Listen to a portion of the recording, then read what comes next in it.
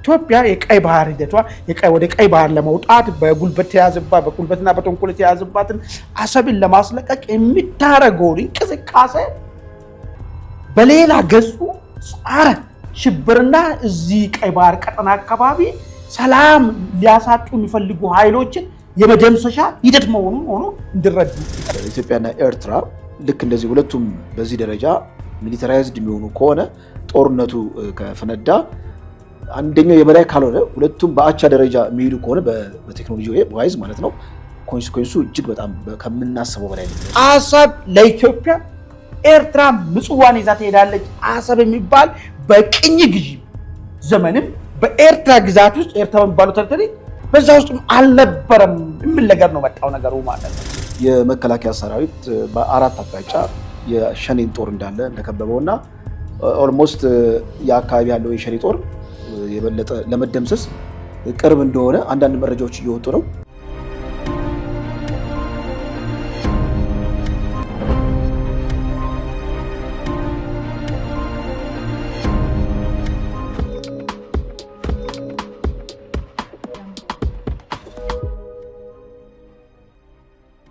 አክብሮታዊ ሰላምታችን በያላችሁበት ይድረሳችሁ ውድ የኢትዮ ውይይት አድማጭ ተመልካቾቻችን፣ ይህ ዕለታዊ የተሰኘው ዝግጅታችን ነው። በዛሬው ዕለታዊ ዝግጅታችን የኢራን አውሮፕላኖች በድብቅ በምጽዋ ኤርፖርት ላይ ያራገፉትን ድሮንን በተመለከተ አደገኛ ውዝግብ ከወደ አሜሪካ ተነስተዋል።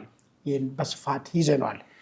ሁለተኛ አሰብ ኤርትራ ከኢትዮጵያ ስትገነጠል አሰብ ውስጥ ከነበረው ነዋሪ ውስጥ የኤርትራዊ ነዋሪ ከ5% በታች መሆኑ ይፋ ወጣ። አሰቡ ከኤርትራ ጋር መሄድ የማይገባ ቦታ መሆኑና 95% የሚሆኑ ነዋሪዎች በግዴታ በኤርትራ ቅኝ ግዢ ስር መግባታቸውን የሚያመላክት አንዳንድ መረጃዎች እየወጡ ነው። ይህን ማስመልክቶን ሰፋ ያለ መረጃ ይዘናል። እንደዚሁም የጠቅላይ ሚኒስትሩ የአፍሪካ ቀንድ አማካሪው አቶ ጌታቸው ረዳ ኢትዮጵያና ኤርትራ መካከል ጦርነት አይካሄድም ሲሉ ተናግረዋል። በአንጻሩ ደግሞ የመቀሌ ነዋሪዎች ጦርነቱ ይነሳል በማለት በከፍተኛ ስጋት ውስጥ መግባታቸውን መረጃዎች እየወጡ ይገኛሉ። ውድ አድማጭ ተመልካቾቻችን እነዚህንና ሌሎች መረጃዎችን ይዘናል። እስከ ዝግጅታችን ፍጻሜ ከኛ ጋር ሁኑ። እንደዚሁም ደግሞ ኢትዮ ውይይትን ሰብስክራይብ ማድረግ፣ ላይክ ማድረግ፣ ሼር ማድረግ አዘንጉያል። ቀጥታ ወደ ዝግጅታችን የምንገባው እኔና ባልደረባዬ ደረጀ ይመርናል። ደሬ እንኳን ደህና መጣ። እንኳን ተገናኘና ማለት ደህና። መልካም። እንግዲህ መግቢያ ላይ በጣም አወዛጋቢ ነገር የመጣው የኢራኑ አውሮፕላኖች ትላልቅ አውሮፕላኖች ድሮኖችና የተለያየ ከባባድ መሳሪያዎችን ጭኖ በምጽዋ ፖርት ላይ በምጽዋ አየር ማረፊያ ላይ ሲያራግፉ እንግዲህ የሚያሳየው ሳተላይት መረጃ ወጥቷል። አሁን ዋና ነጥብ እሱ አይደለም። ኢራን በአሜሪካ ማዕቀብ ተጥሎባታል። ምንድነው ይሄ በረራ ማዕቀብ ማለት ነው።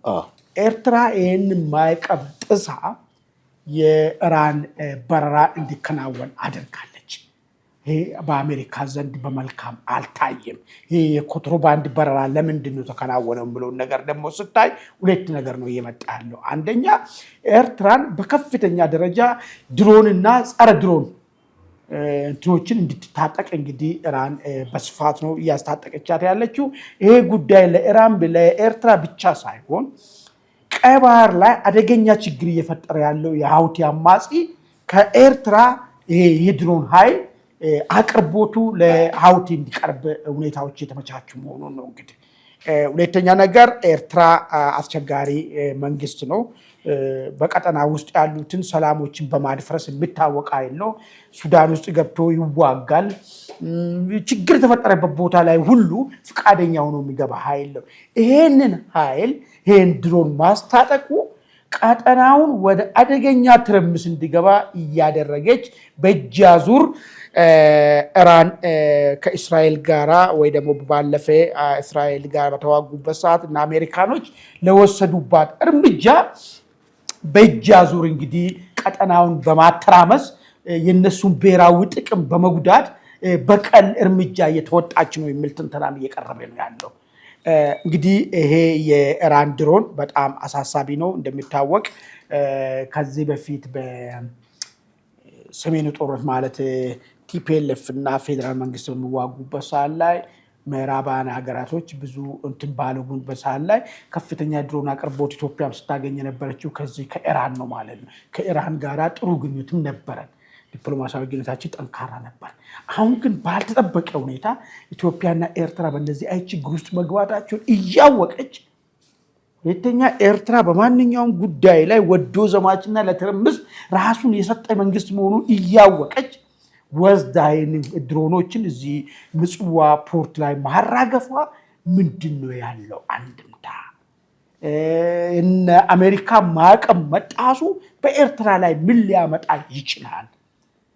ከዛም አልፎ ተርፎ ኢትዮጵያ ቀይ ባህር ጋር ለመውጣት የምታደርገው ሙከራ ውስጥ አንዱ እንግዲህ የአሰብ ጉዳይ ነው። በኋላ እንመጣበታለን። በዚህ ከአሰብ ጋር ተያያዘ ኢትዮጵያና ኤርትራ ወደ ግጭት ይገባሉ የሚል መረጃዎች እየወጡ ነው ያሉት። ይህ በእንዲህ ባለበት ሰዓት ላይ እንግዲህ ኤርትራ ድሮንም መያዟ፣ ኤርትራ ከነ ኢራን እንደዚህ አይነት ድጋፎችን ማግኘቷ ምን አይነት አስተላለፍን በቀይ ባህር አካባቢ ላይ ይፈጥራል የሚለውን ነገር ላይ እስቲ መረጃችን ያንሸራሸር እንቀጥል። እሺ፣ አመሰግናለሁ አማን። ጉዳዩ እንግዲህ በደንብ መታየት ያለበት ነው። ኢራን ኤርትራን በዚህ ደረጃ ማስታጠቅ ከቻለች በነገራችን ላይ በጣም አደገኛ ነው የሚሆነው። ቀጠናው እንደምታውቀው የቀጠናውን የኃይል ሚዛን በተቻለ አቅም ወደ ኢትዮጵያ ነበረ። ኢትዮጵያ በብዙ መልኩ በድሮንም ብትመለከት በሰው ኃይልም በሚሊተሪ በኢኮኖሚም ጠንካራው ሀገር ኢትዮጵያ ነች። አሁን ኢራን እንግዲህ ካልኩሌት የምታደርገው ከራሷ ብሔራዊ ጥቅም አንጻር ነው። ከኢራን ብሔራዊ ጥቅም አንጻር የመን ውስጥ ያለውን የፖለቲካ አሳለፍ በደንብ ትሰልላለች። ከእስራኤል ጋር ያላትን ሽኩቻ ትሰልላለች። ከዛ በኋላ ቀይ ባህር አካባቢ ያለውንም የፖለቲካ አሳለፍን በደንብ ታያለች። ሰሞኑን እንደውም ኢራንና ግብፅ አዲስ የጦር ልምምድ ጀምረዋል። ቀዩ ጦር የሚል ነገር ነው እንደውም መጠሪያው። በዛ መልኩ እየተለማመዱ ነው። ልክ የቀይ ባህር ፎረም በደንብ ከተወያዩ በኋላ ሁለቱ ትልልቅ ሀገራት ቀይ ባህር አካባቢ ያላቸውን ምንድነው ያላቸውን የበላይነት ከፍ ለማድረግ አሁንም የጦር ልምምድም ያደረጉ ነው። እንግዲህ የኤርትራ መንግስት እንደምታውቀው ለሕግና ስርዓት የማይገዛ ማዕቀብ የማያግደው በቃ ኦልሞስት የሽፍታ ስቴት ነው እና ይህ ስቴት ከአሜሪካ አንጻር ስትመለከተው ለአሜሪካ እጅግ አደገኛ ነው። ኦልሞስት ሀውት የሆነ ማለት ነው። በደንብ ሪኮግናይዝድ የሆነ ድንበር ያለው የብስ ላይ ያለ የሀውቱ ስቴት እንደበለው እዚህ ምስራቅ አፍሪካ ያለ የሀውቱ ስቴት ሆነ ማለት ደግሞ በይፋ ለእስራኤልም ለአሜሪካንም ጠላት እንደሆነ በይፋ እንዳወጀ ነው። ይሄ ለራሱ ባክፋየርም ያደርጋል። ኢትዮጵያ በደንብ ከተጠቀመችበት የሻዕቢያን አደገኝነትና ቀጠናውን ልክ የሀውቲ አማጽያን እንደፈጠሩት ምስቅልቅል እዚህ ቀጠናው አካባቢ ያለውን ችግር ደግሞ የበለጠ ለማባባስ እጅግ አደገኛ ኃይል እንደሆነ ካፒታላይዝ ማድረግ የምንችልበትም አማራጭ ተፈጥሮናል። ይሄ መረጃ ማለት ነው። እና ኢትዮጵያ በደንብ ይሄን ነገር በደንብ ኮርነር ለማድረግ ማርጂናላይዝ ለማድረግ የኤርትራ መንግስት ልትጠቀምበት ይገባል ነው። አሁን የኢራንን ተገለባበጭነት በነገራችን ላይ የተባበሩት አረብ ኤሚሬት ላይም ታያለ፣ ብዙዎቹ ላይም ታያለ። እነዚህ አሁን የብሔራዊ ጥቅም ውስጥ ዋነኛ ሲክ የምታደርገው የግብረ ገብነት መለኪያ ሳይሆን ለሀገርህ ምን ያህል አድቫንቴጅ አለው ከዛ ኃይል ጋር መጎዳኘት የሚለው ነገር ነው። አሁን ከኢትዮጵያ ጋር የሚያገኙት ጥቅም አለ። ከዛ ደግሞ ከዛው ከኤርትራ ጋር ደግሞ በመጎዳኘት ለሀውቲ በተለይ ለሀውቲ በዚህ በሃኒሽ ደሴት መስመር የበለጠ ሀውቲን ለማገዝ የሚያስችል ሎጂስቲክ አቅርቦት ማቅረብ ይችላሉ የሚል ነገር ነው። አሁን የኤርትራ መንግስት ስትመለከተው የልብ ተሰምቶታል። በአደባባይም እየፎከረ ነው። እስቲ ኑ ሞክሩን እያለ ነው ኢትዮጵያን ማለት ነው።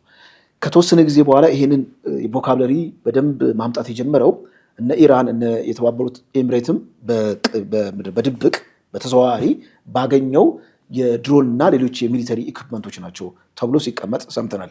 በእርግጥም የአሁኑ ደግሞ ሾኪንግ ነው።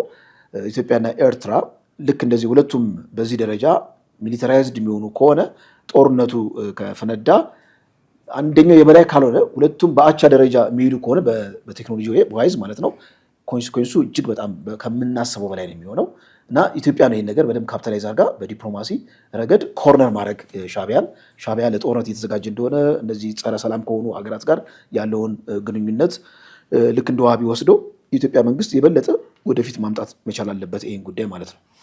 መልካም እንግዲህ ዋናው ነገር ምንድን ነው የኢራን ወደዚህ አካባቢ መምጣት እንግዲህ ሻዕቢያ የሚያደርግበት ዋነኛው ነገር በጉልበት በወረራ በሴራ በተንኮል የተያዘውን የአሰብን ባህር በራችን ኢትዮጵያ ለማስመለስ የምታደርገውን እንቅስቃሴ ለማደናቀፍ ታስቦ ነው።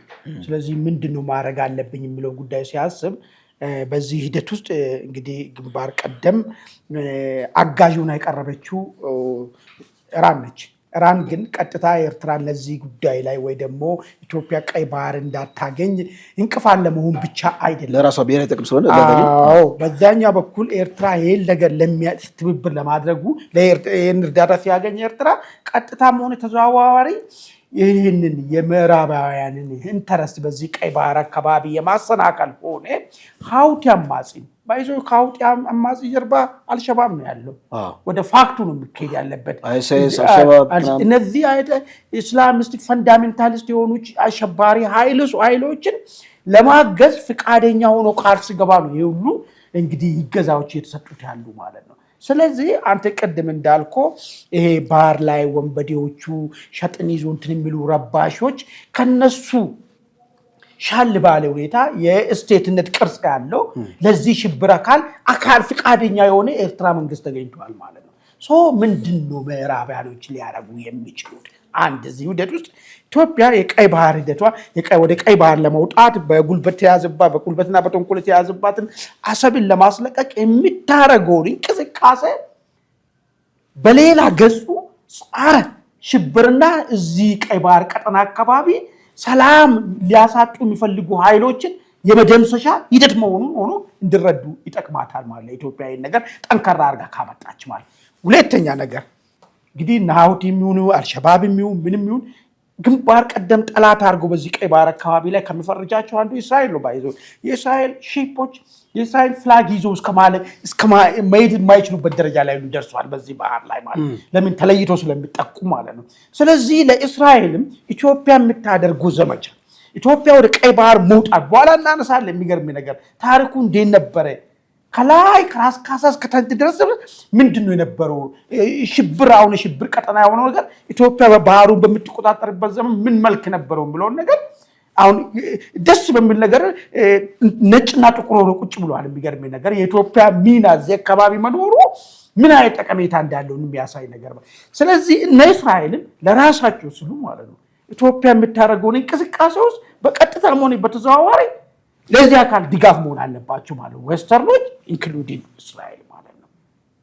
በዛው ልክ ደግሞ ኤርትራ ከየመን ጋራና ለአሸባሪዎች ስንቅና ትጥቅም በማቀበሉ አስፈላጊ የሆነ ጫናዎች ሊወሰዱበት የሚገባ ይሆናል ማለት። ስለዚህ እሱ ቀጥሎ የምናየው ነገር የሚመጣ ነገር ይሆናል። እዚህ ጋር እንዳልከው በጣም የሚያጠናክር ነጥብ ልክ የቀይ ባህር ፎረም ላይ እነዚህ ቡድኖች እነዚህ ሀገራት ተሰባስበው የፖለቲካ ስራ በሚሰሩበት ጊዜ አንድ ሰጀስት የተደረገ ነገር አለ። ምንድነው? እስራኤል፣ የተባበሩት አረብ ኤምሬት ከኢትዮጵያ ጋር አንድ ትልቅ አሊያንስ ክሬት ማድረግ አለባቸው። አለበለዚያ እነዚህ በቀይ ባህር ፎረም ሽፋን እነዚህ ድንክያ ሀገሮችን አሰልፈው ለነሱ ልክ እንደ ሎጂስቲክ አቅራቢ እንደ ኮሪደር በመጠቀም ከፍተኛ ስራ ሊሰሩ ይችላሉ። በተለይ ግብፅና ኢራን ማለት ነው። ይቅርታ ግብፅና ሳውዲ አረቢያ ማለት ነው። ግብፅና ሳውዲ አረቢያ ናቸው። ቅድም አሳስቸዋለሁ መረጃ ሲሰጥ ግብፅና ሳውዲ አረቢያ ያላቸውን ኢንፍሉዌንስ ለማድረግ ለመለጎም እስራኤል፣ የተባበሩት አረብ ኤሚሬትና ኢትዮጵያ አንድ ላይ አሊያንስ ክሬት ማድረግ አለባቸው። ይሄ ለማንም ይሰራል፣ ለኢራን የሚሰራ ነው። ኢራንም ኦልሬዲ እዛ አካባቢ አለው ስለምትል የግድ አሊያንሱ መፋጠን አለበት። አለበለዚያ ቆመህ ዝም ብለህ በእነዚህ ኃይሎች የምትበላ ከሆነ አደገኛ ነው። ምክንያቱም እንቅስቃሴያቸው እጅግ በጣም አደገኛ እንደሆነ ከዕለት ዕለት እያየን ነው። መልካም እንግዲህ ውድ አድማጭ ተመልካቾቻችን ይሄ የኢራን አውሮፕላን ድሮኖችና ከባባድ መሳሪያዎችን ጭኖ መጥቶ ምጽዋ ላይ ማራገፉን እንግዲህ የሳተላይት ማስረጃዎች ወጥቷል። እንዳው ሂደቱ ወዴት ይሄዳል? ምናልባት ኢትዮጵያ ወደ ቀይ ባህር ለመውጣት የምታደርገውን ጥረት ኢትዮጵያና ኤርትራ መካከል የተፈጸመው ውዝግብ ሂደት ውስጥ የዚህ የኢራን እዚህ አካባቢ ላይ ኤርትራን የማስታጠቁ ጉዳይ ምን ውጤት ይዞ ይመጣል? ለኢትዮጵያ ምን አይነት ጉዳት አለው? ምን አይነት ጥቅም አለው? በሚለው ጉዳይ ላይ እስቲ እናንተም የራሳችሁ ሐሳብ እንድትሰጡን እየጠየቅን ወደሚቀጥለው አጀንዳችን እንሄዳለን። በድጋሚ እንግዲህ ኢትዮ ውይይትን ሰብስክራይብ ማድረግ አዘንጉ እያልን ቀጣዩ አጀንዳ የሚገርም እንግዲህ 83 ጋር መለሰን ማለት ነው። የሚገርም ነው። አሁን ፈረንጆች የሚሉት ሰይጣኑ ያለው ዝርዝር ውስጥ ነው የሚሉት። አሁን ዝርዝሩ እየወጣ ሲሄድ ምን ነበረ አሰብ የሚባለው? ምን አይነት ቅርጽ ነበረው? ፖፑሌሽኑ ምን ይመስል ነበረ? አሰብ ኤርትራ ስትገነጠል አሰብ አብሮ የሚሄድበት ሌጋል ግራውንድ ነበረው ወይ? ብዙ መከራከሪያ አለ። ያኔ ኢትዮጵያና ኤርትራ በፌዴሬሽን ሲዋሃዱ ሁለት አማራጭ ነው ተቀመጠው። መዋሃድ አብሮ መቆየት፣ ከአንድ 15 ዓመት በኋላ ራሳችን እንችላለን ካሉ ሬፈረንደም ማድረግ፣ አይ መዋሃድ አንፈልግም ካሉ አሰብ ለኢትዮጵያ፣ ኤርትራ ምጽዋን ይዛ ትሄዳለች። አሰብ የሚባል በቅኝ ግዢ ዘመንም በኤርትራ ግዛት ውስጥ ኤርትራ የሚባለው ተርተሪ በዛ ውስጥ አልነበረም የሚል ነገር ነው መጣው ነገሩ ማለት ነው። ኦኬ ይሄን ከሆነ 390 የሚባለው የዩናይትድ ኔሽንስ ማለት ነው። አሁን በኋላ አሰብ እንግዲህ ኤርትራ ምጽዋን ተቆጣጥራ አስመራንም ከተቆጣጠረች በኋላ ኤርትራ ነፃ ከወጣች በኋላ አሰብ በኢትዮጵያ እጅ ነበረች። ኢትዮጵያ ባህር ኃይሎች ነበሩ አሰብ ላይ። ከኤርትራ ያፈገፈገ ጦርም እንዳለ ሄዶ አሰብ ላይ ነው ነበረው። ወደ የመን ሄዱና ከዛ በኋላ ወደዚህ መጡ። ኤርትራዎችም አልሄዱም ባይዘው ወደ አሰብ የራሳቸው ንብረት ቢሆን ዶ ማስለቀቅ ነው። ምጽዋን አስለቀቅ ማለት ለያዙት አልመጡም። ለምንድን ነው ያልመጡት ሲባል ሲዘረዘር እነሱ በውስጣቸው ይሄ አሰብ መሬት የአፋሮች መሬት እንደሆነ 95% የአፋር ነዋሪ የአሰብ ነዋሪ ነን ኤሪትሪያን መሆኑ አንዱ ነው። እንግዲህ በጣም መከራከሪያ የሆነው ነገር እንዴት ነው አንተ 95% ፖፑሌሽኑ ያንተ ያልሆነን ቦታ ወደ አንተ የሚካለልበት የሚል ጥያቄ ስታነሳ ያ ከዚህ በፊት የምናነሳው ነገር እየጠነከረ መጣ ማለት ነው። የትኛው አሰብ በወረራ የተያዘ ቦታ መሆኑ ማለት ነው።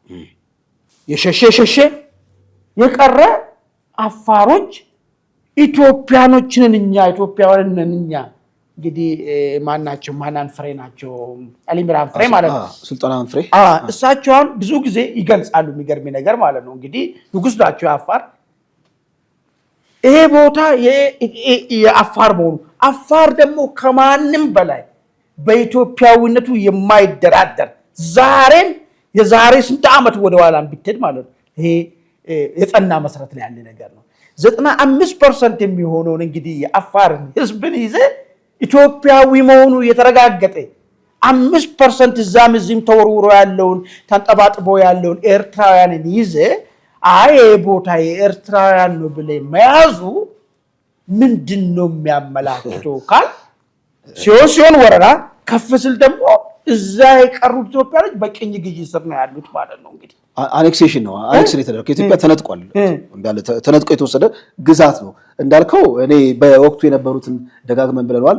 የነበሩት የፖለቲካ ኃይሎች ሁሌ ይቅር የማንላቸው ለዚህ ነው ማለት የኢትዮጵያን አካል የኢትዮጵያን ድንበር የባህር ድንበር አሳልፈ ለሻቢያ መስጠት ከሎጂክም አንፃር ከህዝብ አሰፋፈርም አንፃር አሁን ካገኘ ነው ከራስ ካሳ እስከ ራስ ምንድነው እስከ ራስ ዱቤራ ይላል አይደል? እንትኑ ራስ ዱቤራ እንደውም ኢትዮጵያ እንደውም ከአሰብ በተጨማሪ ራስ ዱቤራ የሚባለውን አካባቢ ክሌም ማድረግ ትችላለች።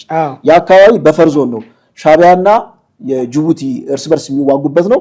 እንደውም መሀል ላይ አንዴ ኳታርም ሰፍራበት ነበር ልክ እንደ አሸማጋይ ሆና ማለት ነው። እና ራስ ዱቤራንም ክሌም የማድረግ ቴንደንሲ እንዳለን ነው አሁን በደንብ ታሪክ ሄዳ እንትኖችን ሰነዶችን በደንብ ስናገላብጥ ያየነው። ራስ ዱቤራንም አሰብንም ክሌም ብናደርግ ምንድነው ሌጋል ግራውንድ አለ። ምንም የሚያስወቅስ ነገር አይደለም።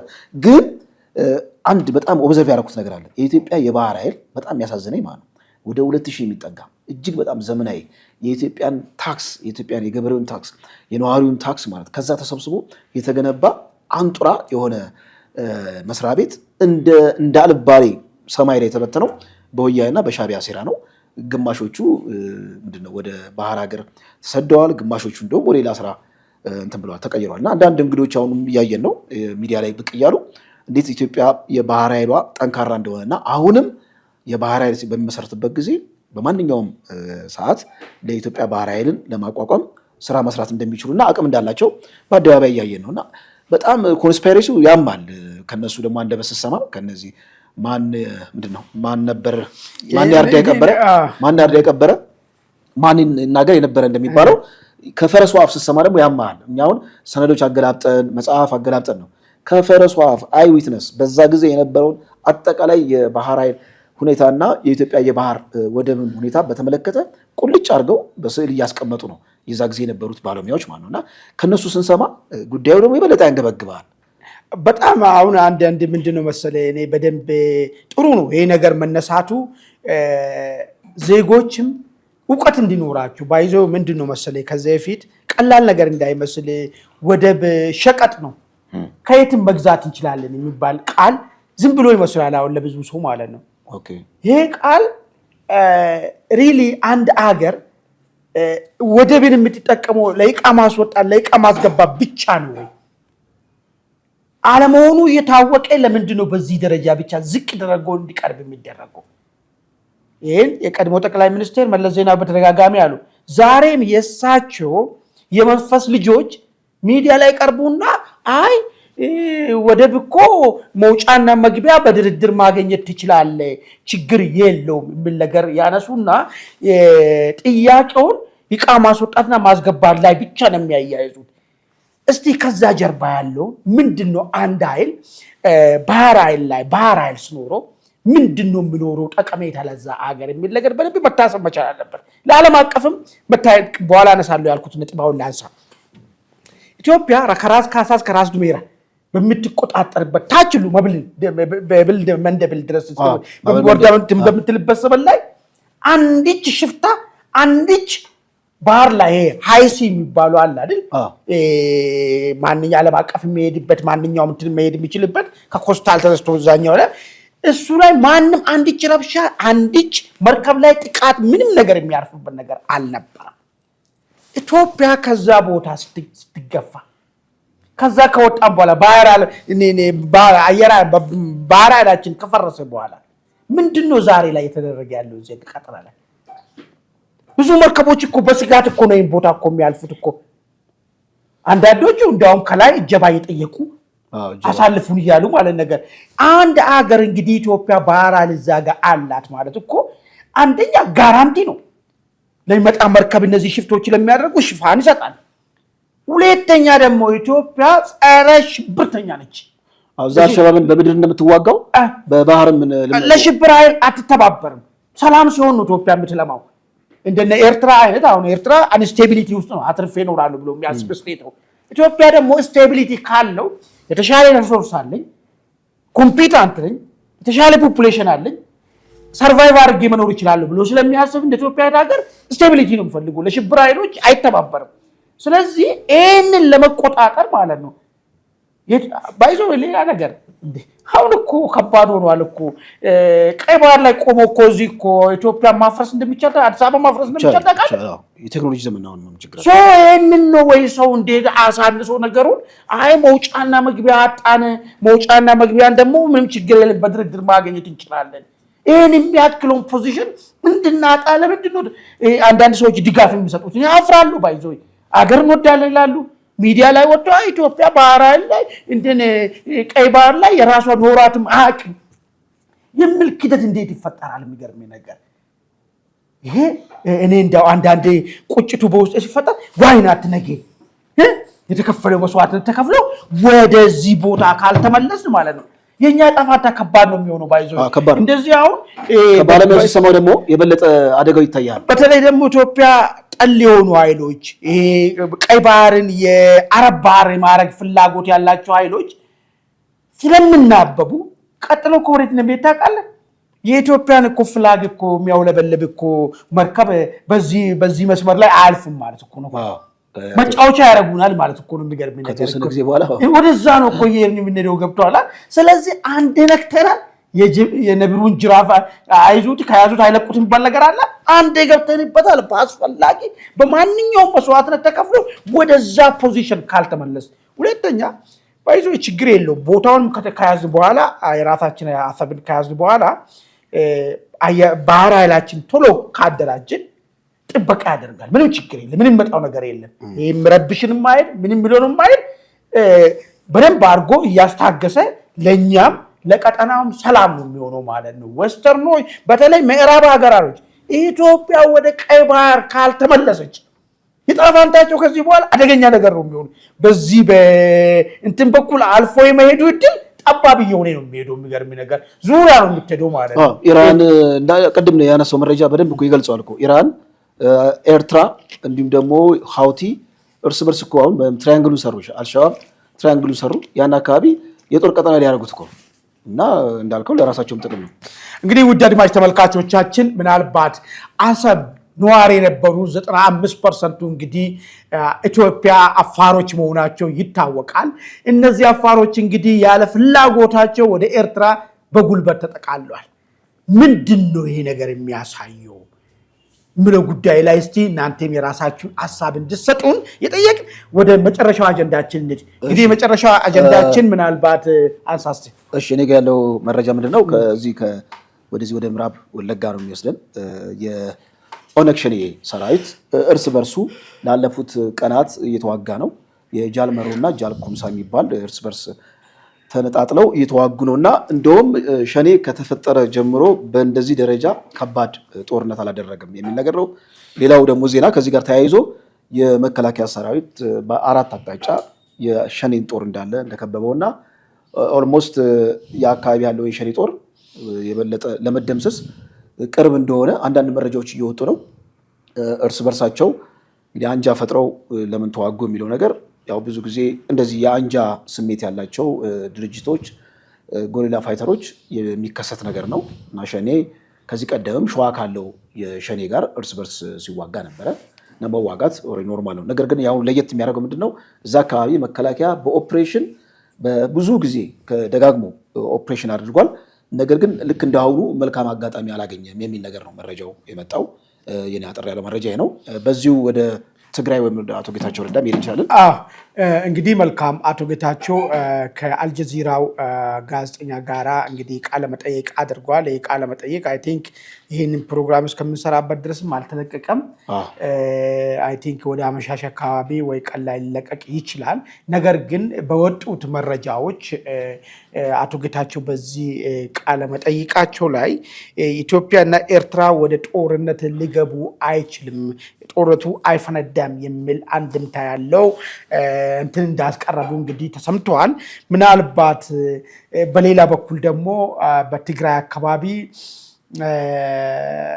ሰው ዜጎች ዳግም ጦርነት ይነሳል በሚል ስጋት ብራቸውን ከባንክ እያወጡ ነው ነጋዴዎች ደግሞ ከፍተኛ ዋጋ ምግብ ላይ የሚጠጣ ነገር ላይ የጨመሩ መሆኑ መረጃዎች እንግዲህ ከወደ መቀሌ ተሰምተዋል እንዳው የአቶ ጌታቸው አይ ጦርነት የመነሳት እድሉ የለም አይነሳም ጦርነት የሚለው ነገር ምንድነው አመላካችነቱ እንዳው በግላቸው የደረሳቸው ያወቁት ነገር ወይ ቲፒኤልኤፍ የመዋጋት አቂም የለውም ቁመናውም ዝቅ ያለው ብዙ ሰዎች ትንተናን ያቀርባሉ ከዚህ በፊት እኛም በተደጋጋሚ ሰርተናል ቲፒኤልኤፍ ከዚህ በፊት የነበረው ቲፒኤልኤፍ እና አሁን ያለው ቲፒኤልኤፍ አንድ አይደለም ሁለተኛ የሰው ኃይልም እየተመናመነበት ነው ሶስተኛ ሪሶርስም የለውም ሀብትም የለውም እንደ ያኔ ጦርነት ውስጥ መግባት የሚችልበት ሁኔታ የሚል ነገር ነው የምናነሳ ህዝቡም ደግሞ ድጋፍ የለውም የሚል ነገር ነው የምናነሳ ነገር ግን ቲፒኤልኤፍ በቲፒኤልኤፍ በኩል ያለው ደግሞ ትንተና አሁን ካለው አንጻራዊ መንግስትም ደካማ ነው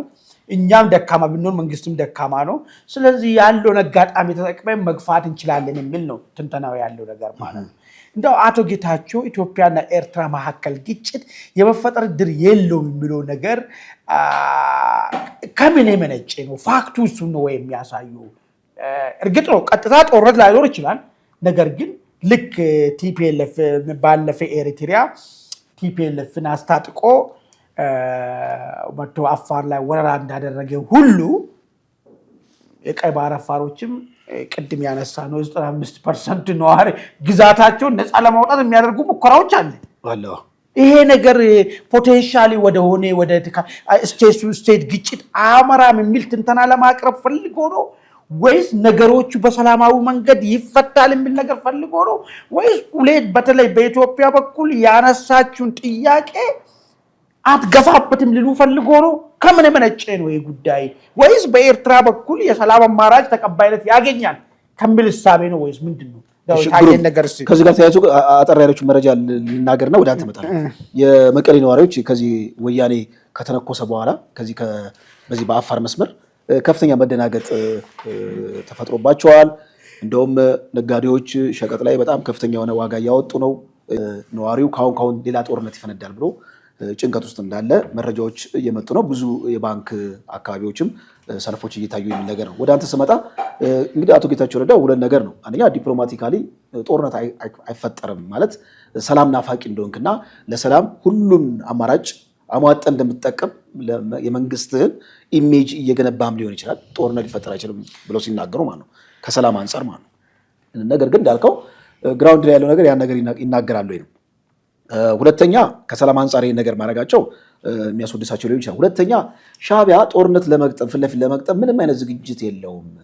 ሻዕቢያ ፊት ለፊት ሊገጥም አይችልም። ከዚህ ይልቅ ሌሎች ኢንሰርጀንት ግሩፖችን ኢትዮጵያ ውስጥ ያሉትን ተዋጊ ኃይሎችን ስፖንሰር በማድረግ በእጅ አዙር ጦርነት ውስጥ ነው እንጂ መሳተፍ የሚፈልገው ቀጥታ ከመንግስት ጋር ፊት ለፊት መላተም አይችልም።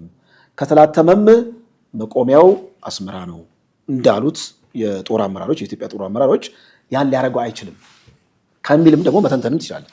ነገር ግን ግራውንድ ላይ ጦርነት የሚመስል ነገር እንዳለ አንዳንድ የዓለም አቀፍ ሚዲያዎችም ሲተነትኑ ትመለከታለህ። እኛም ኦብዘርቭ የምናደርጋቸው ነገሮች አሉ፣ ዝም ብለህ በትንታኔም ደረጃ ማለት ነው። እውነት ነው ጦርነት እንዲጀመር ማንም ሰው አይፈልግም፣ ብዙ ኮስት አለው። ነገር ግን ከጦርነት ያልተናነሰ ሰላም ደግሞ ሌላም ኮስት አለው። ያለ ባህር በር ሰላም ከጦርነት ያልተናነሰ ኮስት ነው ለኔ። ቅድም በደንብ ዘርዝረዋል አንተ እና ሁለቱንም ሚዛን ላይ ያስቀምጠን ነው ጀጅ ማድረግ ያለብን። ከጦርነት ያልተናነሰ ሰላም ከሆነ ስለዚህ ጦርነትን ማድረግ ኮስቱንም እንትን ብለህ ጀኔሬሽን የማዳን ጉዳይም ልታደርግ ይችላል ማለት ነው። አመሰግናለን። አዳዲስ መረጃዎችም እየመጡ ነው። እንግዲህ የኢሮብ ህዝብን ታውቃለህ። ትግራይ ውስጥ በጉልበት ማንነቱ ተደፍጥጦ ትግራውያን ተብሎ ተጠርፎ የተያዘ ህዝብ ነበር። ይሄ ኃይል አሁን በዚህ ሰዓት ራሱን አደራጅቶ ራሱን ጦር አዘጋጅቶ ሌላ ሶስተኛ አማራጭ ተዋጊ ሆኖ መጥቶ የትግራይ ሰላም ኃይልን መቀላቀሉና እንቅስቃሴ መጀመሩም እንግዲህ ከወደ ትግራይ አካባቢ ኢሮብ ማህበረሰብ አካባቢ መረጃዎች ደርሶናል። ይሄ ራሱ ሌላ ቲዲኤፍ ላይ ሌላ ፈተና ይዞበት የመጣ ኃይል ነው ማለት ነው። ትግራይ እውነተኛ ቀለሟን እያገኘች መሰለኛል። ከዚህ በፊት እኮ አንድ ትግራይ ነበር አለ መስለው፣ አሁን ኢሮብ የሚባል ብሔር እንዳለ እያወቅን ነው። አፋር እዚህ ተንቤን አካባቢ ኩናማ ራሱ በጣም ተጨፍልቆና ስም ተደርጎ ነው እንጂ ስለዚህ እውነተኛ ቀለሟን እያገኘች ነው፣ ብዝሃነቷን እያሳየች ነው። በፕሮብሌም ቢሆንም ማለት እንግዲህ ውድ አድማጭ ተመልካቾቻችን የዛሬው ዕለታዊ በዚህ እናጠቃላለን። እንግዲህ እናንተም የራሳችሁን ሐሳብን በሐሳብ መስጫ ላይ ስጡን። እንደዚሁም ደግሞ ይሄ ውይይታችን ለሌሎች ተደራሽ እንዲሆን ሼር አርጉ፣ ላይክ አርጉ፣ እንደዚሁም ሰብስክራይብ አርጉ እያል የዛሬውን ውይይታችን በዚህ ላይ አጠቃልለናል። በሌላ ጊዜ እስክንገናኝ ድረስ መልካም ጊዜ